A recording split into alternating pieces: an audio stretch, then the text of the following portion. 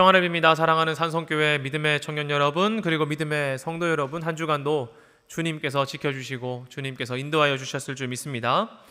제가 예전에 한 영상을 봤는데요, 미국 펜실베니아 주립대학교 샘 리처드 교수님이 한국인과 이제 미국 학생을 앞으로 불러내어서 몇 가지 질문을 던지는 영상이었습니다. 아마 본 청년들도 있을 거예요. 그 소셜러지 119라는 유튜브에 있는 건 내용입니다. 그 교수님이 미국 학생에게 물어봅니다. 무엇을 잘합니까? 당신은 어떤 것을 잘하나요? 물어보니까 그 학생이 말하는 거예요. 나는 수학도 잘하고 영어도 잘합니다. 운동도 잘하는데 테니스도 잘하고 크로스핏도 합니다. 이렇게 말해요. 같은 질문을 이제 한국 학생에게 던집니다. 학생이 우물쭈물하면서 말해요. 나는 학생이라 그냥 공부만 해요. 이렇게 말이죠.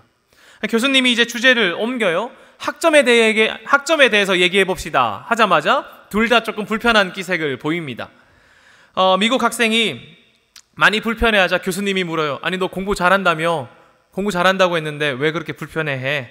라고 학점을 물어봐요. 사실 둘 모두 학점 말하는 거 어렵죠. 그러지 않습니까? 뭐 물어볼까요? 재민이 졸업 성적 어떻게 되니? 봐요. 고개를 푹 숙이고 민서 지난 학기 성적 자신 있게 말하기 어렵습니다. 모두가. 사실 쉽지 않습니다. 모두가. 예. 그런데 교수님이 꼬치꼬치 캐물어 봅니다. 그러니까 미국 학생은 한 2.5 정도 나오고 한국 학생은 4.0 만점에 3.6점이고 4년제 대학을 2년 만에 조기 졸업하는 이제 졸업을 앞두고 있는 학생이었어요. 사람들이 막 놀랍니다. 미국의 펜실베니아 주립대학교를 4.0에 3.6으로 졸업하고 또 4년제 대학을 2년 만에 졸업하는데 왜 그렇게 자신 없게 말하나? 이렇게 말이죠. 이 영상은 문화의 차이에 대해서 소개하는 영상이었어요. 서구 사회는 자신의 능력을 과대평가하고 잘 못하는 것보다 잘하는 거에 집중한다는 거예요. 그리고 사소한 성취도 칭찬한다는 겁니다. 그러니까 당신의 장점에 대해 말해보라고 하면 당신은 어떤 사람입니까? 물어보면 내가 잘 못하는 것보다 조금이라도 잘하는 거에 대해서 집중해서 말한다는 거죠. 그리고 작은 성취에도 엄청 칭찬한다는 거예요. 예를 들어서 아이가, 우리 그런 영화 있잖아요. 영화에서 막 아이가 레모네이드 만들면 My son 이러면서 막 My lovely daughter 이러면서 막 이제 레모네이드 네가 만들었냐면서 막 칭찬하잖아요. 그런 장면이 많죠. 그런데 동아시아 문화는 자신의 능력을 좀 과소평가한답니다. 내가 좀 잘해도 아니야. 나보다 잘하는 사람이 얼마나 많은데. 그리고 내가 잘하는 것보다 잘 못하는 거에 초점을 맞춘대요. 어떻냐 하면 너 잘하잖아 이러면 아유 나 잘 못해요. 내가 이걸 잘 못해서. 잘 못하는 거에 초점을 맞춘대요. 그리고 자신의 성과도 자랑하지 않는 문화라고 합니다.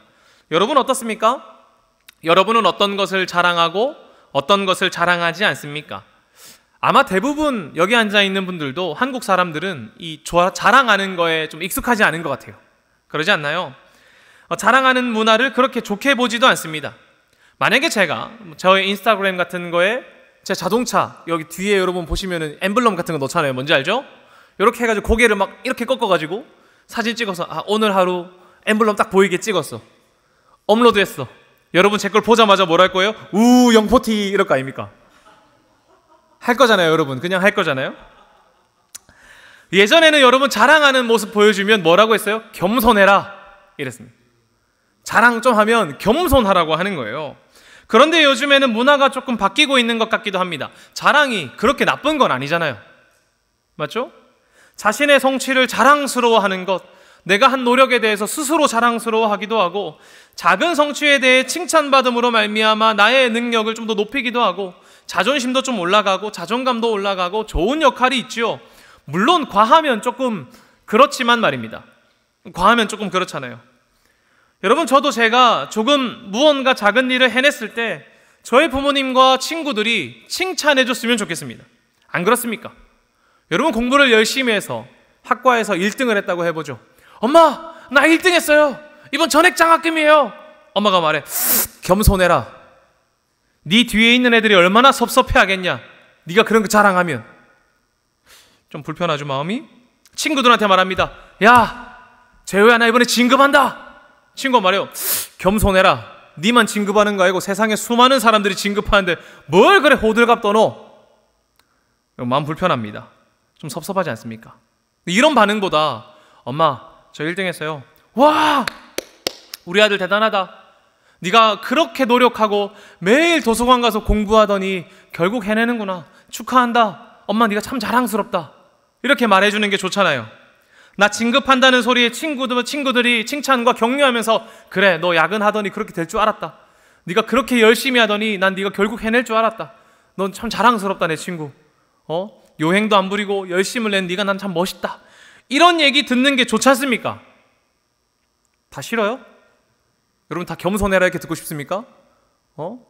저는 서로의 작은 성과도 칭찬하고 서로를 세워주고 채워주는 공동체가 우리 공동체 되었으면 좋겠습니다. 할렐루야.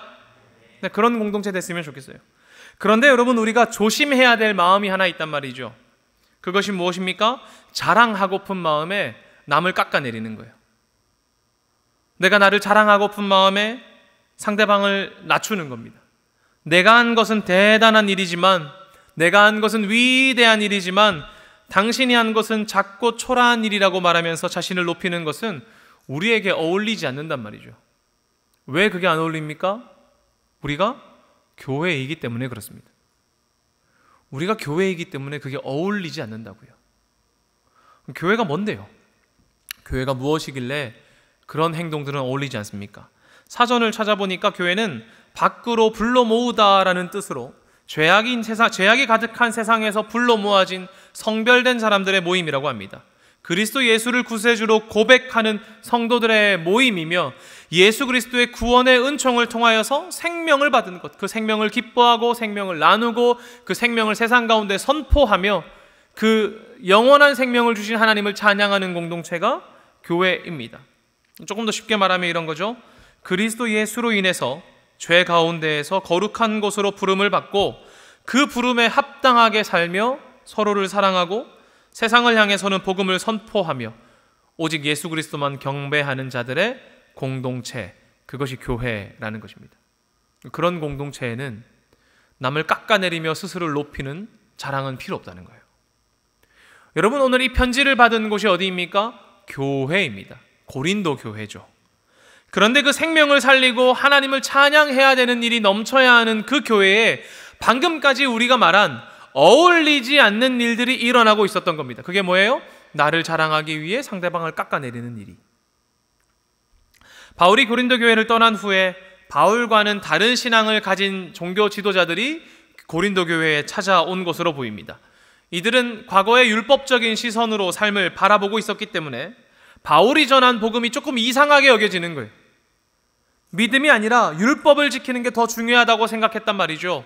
그러니까 이 교회를 세운 바울보다 그의 영향력을 옅게 만들고 우리의 주도권을 가져야겠다라고 생각한 것 같습니다. 그런데 자신들의 영향력을 키워내는 방식이 봉사하고 섬기고 사랑하고 말씀 읽고 교제하면서 그의 삶을 들어주고 그런 영향력을 키우는 방식이 아니라 뭐라는 거예요? 바울을 깎아내리면서 걔는 글렀어. 걔가 잘못된 거야. 걔는 모자라고 초라한 사람이야 라고 말하면서 스스로를 높이는 거예요. 바울은 가난하고 실패한 사람이라고, 그를 보라고, 그 사람은 보잘것없는 사람이라고 말하는 것입니다. 왜 그들은 바울이 보잘것없는 사람이라고 생각하고 그 바울이 보잘것없는 사람이라고 말하였고 사람들이 바울은 보잘것없는 사람이구나 라고 여기게 만들었을까요? 바로 바울의 형색이 초라했기 때문입니다. 그가 가는 곳에 존경과 경애를 받기보다 고난과 박해가 가득했기 때문입니다. 우리 잘 아시다시피 바울은 무엇했습니까? 육체 노동으로 먹고 살았죠. 천막 만드는 일을 했습니다. 그러니 그의 행색이 지위가 있어 보이진 않았을 것 같아요. 또 그는 고난과 박해가 가득한 삶을 살았습니다. 그가 가는 곳마다 그 사람은 고난받았고 박해받았고 때로는 감옥에 갇히는 일들도 있었죠. 그러니 그 사람이 실패한 사람이 아니고 무엇이겠습니까? 그가 성공했다고 말할 수 있겠냐는 거예요. 성공했다고 말하기에 그의 행색은 초라하단 말이죠. 성공했다고 말하기에 그가 가는 곳마다 존경과 사랑을 받는 게 아니라 고난과 박해를 받는단 말이죠. 여러분, 그가 성공했다면 사람들의 논리라면 이런 겁니다. 육체의 노동은 하지도 않고 사람들의 존경심과 경외심을 담은 반응을 누리고 삶의 고난과 박해가 아니라 평안과 행복이 가득했었어야지 라고 말하는 거예요. 그런데 바울을 깎아내리는 그 사람들은 바울보다 부유했거든요. 보기에 행색이 좋아 보였거든요. 바울보다 말을 잘했거든요. 모든 면에서 성공한 사람처럼 보였단 말이죠. 고린도 교회의 성도들은 떠나간 바울보다 자신들을 찾아온 이 부유하고 성공해 보이는 지도자들에게 매력을 느꼈을 것입니다. 그리고 그들의 이야기에 귀가 기울여지기 시작하는 거예요. 그런데 그게 또 고린도에 잘 맞았던 것 같습니다. 여러분, 고린도는 항구 도시입니다. 무역과 교통이 발달한 곳이에요. 그만큼 많은 사람들이 오갔고 학문과 철학, 물질과 문화의 중심지, 그것이 성장한 도시였습니다. 많은 사람들이 모인다는 것은 그만큼 영향력을 끼치고 싶은 사람들이 많이 모인다는 뜻입니다. 자신의 학문을 자랑하거나 성취를 자랑하거나 자신이 믿는 신을 자랑한다거나 하는 것이 당연한 지역이란 말이죠. 그래서 책을 찾아보면 고린도는 늘 소란스럽고 요란한 도시래요. 늘 소란스럽고 요란한 도시다, 이렇게 말합니다. 부와 물류의 중심, 성취와 자신의 높음을 자랑함으로 힘을 갖추려는 사람들, 자신의 능력과 성취와 신과 수많은 것들을 자랑하는 사람들이 모인 그곳이라는 맥락에서 고린도 교회의 성도들을 살펴보면 바울의 행색보다, 가는 곳마다 고난과 박해를 받는 사람보다 부와 능력을 자랑하며 자신의 높음을 드러내는 종교 지도자들에게 더 마음이 끌리는 것이 당연했을지도 모릅니다. 성취 중심의 문화에 살던 고린도 교인들은 성취와 자랑을 선전하는 종교 지도자들에게 마음이 끌렸습니다. 그리고 그들의 이야기를 받아들이기 시작했고, 무엇부터 합니까? 그들과 같이 바울을 이제 조롱하는 거죠. 그는 초라하고 고난과 박해가 가득한 사람이라고 말입니다. 여러분, 오늘 이 메시지를 지금까지 듣고 있으면 대부분 여러분들의 마음 가운데 에이, 그러면 안 되지. 그 물질과 부를 자랑하는 것보다 그래도 고난과 박해를 받았던 그 바울을 사랑해야지. 그것이 믿음이지 라고 생각하고 있을 것입니다. 여러분도 아마 그 두 부류 중에 그래도 나는 고린도와 같은 사람들은 아닐 거야 라고 생각하고 있을 것입니다. 여러분, 다시 한번 얘기해 보겠습니다. 제가 여러분 앞에 새 차를 걸고 왔는데 여기 뒤에 엠블럼이 확실하게 있는 포르쉐를 가지고 왔어요. 주일날 아침에 브랑 방방방방방방방 하고 타고 왔습니다. 그리고 그것과 다 부셔져 가는 차, 턱턱턱턱턱턱턱 하는 차를 끌고 오면 여러분 어떨 것 같습니까? 아마 제가 포르쉐를 타고 오면 여러분 분명 비난할 겁니다. 아유, 그래도 어떻게 목사님이 포르쉐를 타냐. 목사님 뭐 사례가 많은 것도 아니지만 뭐가 많았겠지. 물려받은 게 많았나 보다. 혹은 이번에 코인 대박이 나셨나? 이러면서 그랬겠지 하면서 그래도 뭐라 할 겁니다. 그래도 목사님이 포르쉐 타면 안 되지. 제가 만약에 머리부터 발끝까지 명품으로 치장한다면, 정장인데 막 루이비통이 계속 박혀 있어요, 이게. 손에 무슨 필립? 파텍 필립 이런 거 막 하고 오고, 여기에 막 목걸이가 막, 여기에 다이아몬드가 막 다락 박혀 있어요, 여러분. 여러분, 그러면 뭐라고 하시겠어요? 부정적인 이야기가 나올 겁니다. 왜요? 그래도 목사님이 종교인인데 좀 청빈한 삶을 사는 게, 설령 물려받은 게 있든 코인이 잘 됐든 그래도 청빈한 삶을 사는 게 맞지 않나 라고 생각하기 때문인 거죠. 그런데 고린도 교인들은 그렇지 않았다는 거죠. 고린도 교인은 제가 털털거리는 차를 타고 오는 것보다 포르쉐를 타고 왔을 때에 저를 존중했단 말입니다. 오히려 대놓고 부한 사람, 능력 있어 보이는 사람, 성취를 자랑할 만큼 성과가 있는 사람을 따랐다는 거예요. 여러분, 안 그럴 것 같죠? 여러분, 안 그럴 것 같습니까? 아유, 목사님, 어떻게 그래도 성취만 사랑하고 부와 능력만 사랑하겠습니까? 그래도 목사님이 포르쉐 타고 명품으로 오면 우리도 분명 그러면 안 되지. 그래도 영원한 곳을 바라봐야지 라고 말할 겁니다. 라고 여러분 생각하실 것입니다. 다시 한번 물어볼게요.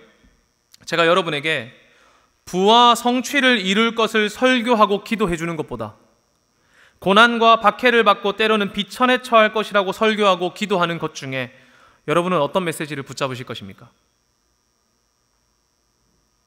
여러분 어떤 거 붙잡으시겠냐는 거예요. 사업을 딱 시작합니다. 자, 가서 이제 개업 기도 예배를 한다고 쳐보죠.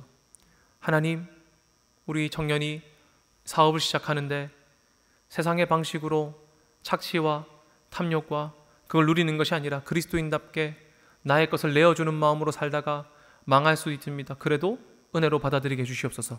여러분 끝나고 나서 뭘 할 거예요? 와, 목사님 첫 시작인데 좀 잘 되라고 좀 기도해 주시지. 안 할 겁니까, 여러분? 제가 여러분에게 믿음 가지면 모든 일이 잘 된다, 여러분 다 잘 될 거다, 여러분 모든 게 평안할 거다 라는 메시지와 여러분 믿음을 가진다는 것은 어려움을 마주하는 용기를 가지는 것과 같습니다. 어려움을 피해달라고 하는 것이 아니라 앞으로 어려움을 끝끝내 꿋꿋이 마주하겠다는 것과 같습니다 라고 메시지를 전한다면 여러분 두 설교 중에 어떤 것을 여러분 마음에 남길 것입니까? 어떤 선포에 더욱더 아멘으로 응답하실 겁니까? 아마 잘 된다는 메시지를 남길 겁니다. 제가 포르쉐 타고 나오는 것은 불편할 수 있습니다. 그러나 여러분의 성취에 대한 메시지는 신뢰하고 싶지 않습니까? 여러분이 잘 될 거라는 메시지와 성공할 것이라는 메시지와 모든 일이 주님 도우셔서 잘 풀리길 원한다는 그 설교와 기도에는 아멘 하고 싶지 않습니까? 우리가 겉으로는 부유하고 자랑하는 지도자들을 추종한 고린도인들을 비판할 수 있습니다. 그러면 안 되지, 이렇게 말이죠. 그러나 속으로는 우리도 그러한 자랑과 부요와 성취를 원한단 말이죠. 그리고 그 성취를 이루면 자랑하고 싶을 것입니다. 어느 면에서 우리는 고린도 교인들과 다르지 않습니다. 다만 자랑할 때 뭐라고 해요? 하나님이 도와주셔서, 주님이 은혜 주셔서 내가 다 이룬 거잖아 라고 하는 거룩한 말을 덧붙이겠죠. 여러분, 그렇다면 자랑하는 지도자들을 따르는 고린도 교인, 속으로는 자랑할 것을 원하지만 겉으로는 아닌 척하고 있는 우리에게 바울은 어떤 메시지를 던질까요? 그는 풍자하듯 말합니다. 본문 21절과 22절인데요. 같이 한번 읽어보겠습니다. 시작. 나는 우리가 약한 것 같이 욕되게 말하노라. 그러나 누가 무슨 일에 담대하면 어리석은 말이나마 나도 담대하리라. 그들이 히브리인이냐? 나도 그러하며 그들이 이스라엘인이냐? 나도 그러하며 그들이 아브라함의 후손이냐? 나도 그러하며. 아멘. 메시지 성경으로 다시 한번 더 읽어보겠습니다. 메시지 성경입니다. 시작. 여러분이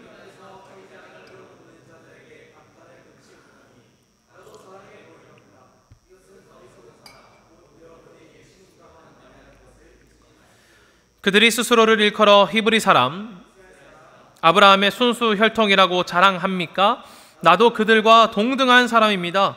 그들이 그리스도의 종입니까? 나는 더욱 그러합니다. 이렇게 말합니다. 그들이 자신을 자랑하듯 말하니 나도 조금 그들의 방식으로 말해보겠다는 거죠. 그들이 자랑하는 것보다 바울은 더욱더 전통적인 사람이었습니다. 스스로 말하길 그 사람들이 히브리 사람이라고 말하느냐? 나도 히브리 사람이다. 그 사람이 이스라엘 사람이라고 말하느냐? 나도 순수한 사람이다. 그 사람들이 아브라함의 씨앗이라고 말하느냐? 나도 아브라함의 순수한 사람이라고 말하는 거예요. 바울이 그들보다 못할 것 같습니까? 아니요, 결코 그렇지 않습니다. 혈통적으로는 그는 아브라함 씨에서 나온 베냐민 지파의 출신으로 순수한 히브리 사람이었습니다. 난지 8일 만에 할례를 받았고 유대교와 그 유대 전통에 정통한 사람이었습니다. 뿐만 아니라 날 때부터 로마의 시민권자였죠. 그가 작아 보입니까? 아니요, 결코 그렇지 않습니다. 바울이 고린도 교회에 찾아온 종교 지도자들보다 높으면 높았지 작지 않다는 거예요. 신앙적으로는 어떤 줄 아십니까? 23절에서 27절인데요. 같이 한번 읽어보겠습니다. 시작. 그들이 그리스도의 일꾼이냐? 정신없는 말을 하거니와 나는 더욱 그러하도다. 내가 수고를 넘치도록 하고 옥에 갇히기도 하고 더 많이 매도 수없이 맞고 여러 번 죽을 뻔하였으니 유대인들에게 40에서 하나 감한 매를 5번 맞았으며 3번 태장으로 맞고 1번 돌로 맞고 3번 파선하고 일주야를 깊은 바다에서 지냈으며 여러 번 여행하면서 강의 위험과 강도의 위험과 동족의 위험과 이방인의 위험과 시내의 위험과 광야의 위험과 바다의 위험과 거짓 형제 중의 위험을 당하고 또 수고하고 애쓰고 여러 번 자지도 못하고 줄이며 목마르고 여러 번 굶고 춥고 헐벗었노라. 아멘. 그가 그리스도인으로서 신앙을 위하여서 그 사람들보다 더욱 더 열심히 살았다는 거예요. 그들보다 훨씬 더 자주 투옥되고 더 매도 수없이 맞고 죽을 고비도 넘겼다는 거죠. 나는 유대 사람한테도 맞고 로마 사람들한테도 맞고 돌로 맞기도 했다. 복음을 들고 이동하는 동안 3번이나 배가 파손되었고 망망한 바다에 빠져서 하루를 꼬박 새기도 했다. 고된 여행을 하면서 강도 건너야 했고 강도도 피해 다녀야 했고 때로는 친구들과 싸우기도 했고 사막의 위험과 폭풍이 이는 바다의 위험도 겪었고 형제로 여긴 사람들에게 배신도 겪었다. 무엇 때문에? 복음 때문에. 바울이 혈통적으로도 신앙적으로도 그들보다 모자란 것이 하나도 없습니다. 지금까지 말씀을 들으면 자신의 성과와 높음을 자랑하는 자들에게 바울이 야, 내가 혈통적으로 더 뛰어나고 내가 신앙적으로 더 뛰어나거든? 자랑을 반박해서 사이다를 먹이라는 겁니까? 네? 공동체에서 나를 깎아내리며 스스로 높이며 자랑하는 자에게 당신의 위대함과 대단함과 높고 큼보다 나의 대단함과 나의 위대함과 나의 높고 큼이 더욱더 위대하다라고 말하면서 결국 자랑 싸움에서 승리하라는 것입니까? 아니요. 바울이 말하고자 하는 것은 그게 아닙니다. 자랑하고자 한다면 자랑할 것 투성이겠지만 나는 사람이 좋아할 만한 것을 자랑하지 않는다라는 거예요. 내가 자랑하려고 하면 혈통적인 것도 그렇고 신앙적인 것도 그렇고 자랑할 것 투성이이지만 나는 사람들이 좋아할 만한 것 자랑하지 않는다. 오히려 다른 것을 자랑할 거다. 30절인데요. 같이 읽겠습니다. 시작. 내가 부득불 자랑할진대 내가 약한 것을 자랑하리라. 아멘. 여러분 1907년 1월 2일부터 1월 15일까지 평양 장대현 교회에서는 평안남도 사경회가 열렸습니다. 평안남도 전역에서 약 1000명의 사람이 모여들었다고 해요. 그 사람들은 하나님의 특별한 은혜를 경험하고 있었습니다. 사경회 마지막쯤에 길선주 목사님께서 성령님의 은혜 앞에 자신의 죄를, 자신의 연약한 부분을, 자신의 약한 부분을 자복하였고 공개적으로 회개했다고 하죠. 그리고 이것이 도화선이 되어서 현장에 있던 모든 사람들이 자신의 죄와 연약함을 고백하며 대한민국을 뒤덮는 부흥의 불길로 이어졌습니다. 평양 대부흥 운동이죠. 사람이 많이 모이면 우리는 자신의 높음을 자랑하고 싶어 합니다. 그러지 않습니까? 그 무리 중에서 가장 존중받고 싶은 사람이 되고 싶으니까요. 무리의 중심이 되고 싶으니까요. 그러나 그리스도인의 무리는 높음을 자랑하는 것이 아니라 자신의 약함을 자랑하는 자들의 모임입니다. 왜요? 나의 약함을 자랑할 때에 나의 강함 되시는 주님이 드러나시기 때문에 그렇습니다. 그들이 모여서 자신의 연약함을 고백하고 죄를 회개할 때에 성령님의 역사가 일어났다는 것을 기억하십시오. 30절부터 33절까지 다시 한번 읽어보겠습니다. 함께 읽겠습니다. 시작. 내가 부득불 자랑할진대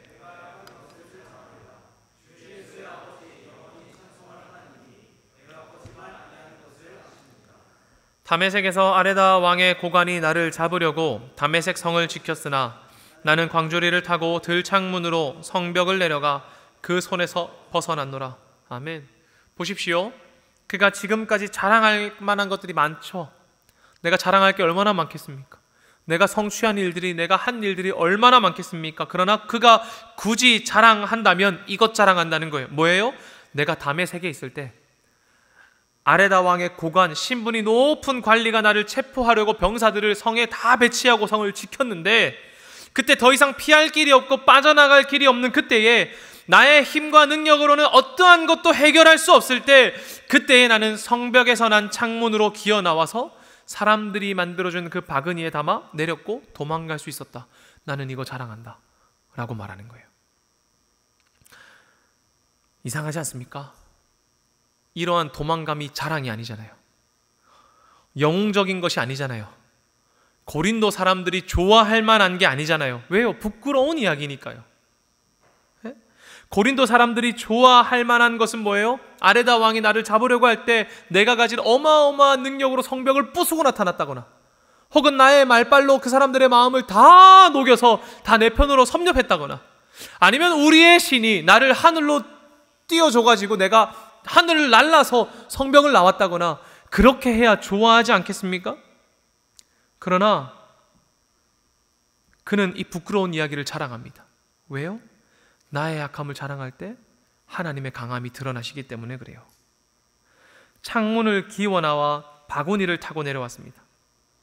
거기에 나의 능력이 있습니까? 거기에 나의 영웅담이 있습니까?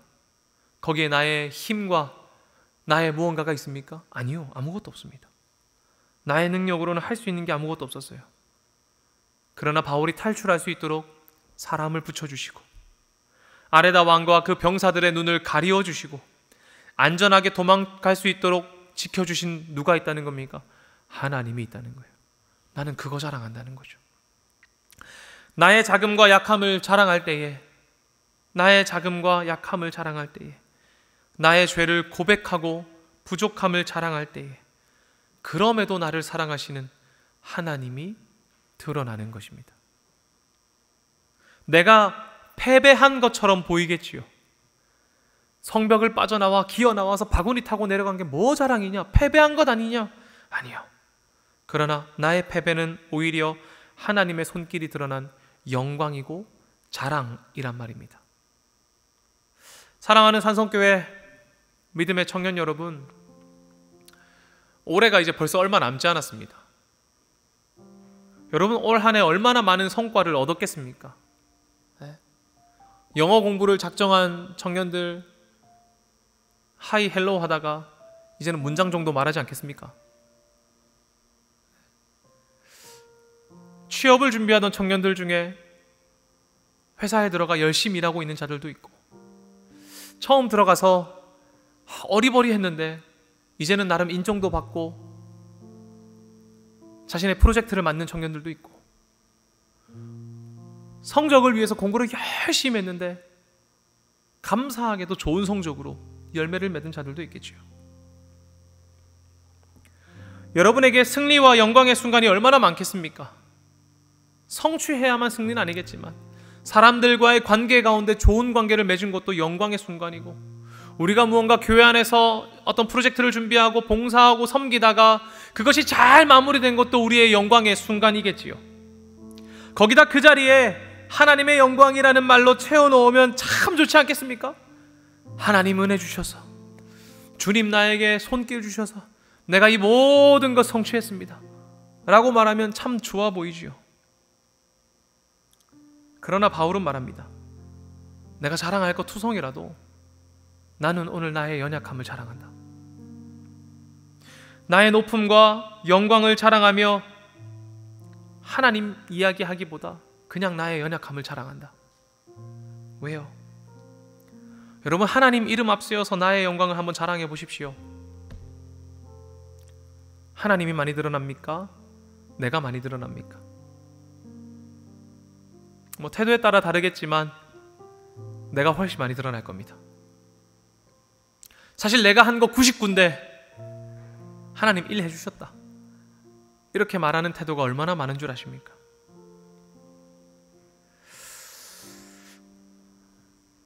사랑하는 여러분, 우리의 성취 가운데 열매를 자랑하며 하나님의 이야기를 하기보다 나의 약함을 자랑하며 하나님의 은혜를 선포하십시오. 올 한 해 돌아봅시다. 여러분의 삶에 영광의 순간이 많이 있겠지요. 압니다. 우리 취업한 친구들도 있고, 좋은 성적 낸 친구도 있고, 자신의 프로젝트를 맡는 친구도 있고, 또 삶의 전환점을 맞이한 친구들도 있고, 또 교회 안에서 봉사할 때 어떤 열매를 맞은 자들도 있고, 각각의 열매들이 있겠지요. 그러나 나의 약한 순간을 돌아보십시오. 그리고 그 자리에 함께 하신 하나님을 바라보십시오. 그때 우리의 약함이 세상에서 가장 큰 자랑의 순간이 될 겁니다. 왜요? 세상에서 가장 크신 분이 가장 작은 저와 함께하는 것을 경험하기 때문입니다. 저는 올 한 해를 돌아볼 때에 분노도 많이 내고요, 게으르기도 했습니다. 해야 되는데 하면서도 하지 않았을 때도 있습니다. 때로는 의도적으로 외면했을 때도 있습니다. 제가 제일 잘하는 말이죠, 기억이 안 나. 실제로 기억이 안 나는 경우도 많지만 의도적으로 외면했을 때도 있겠죠.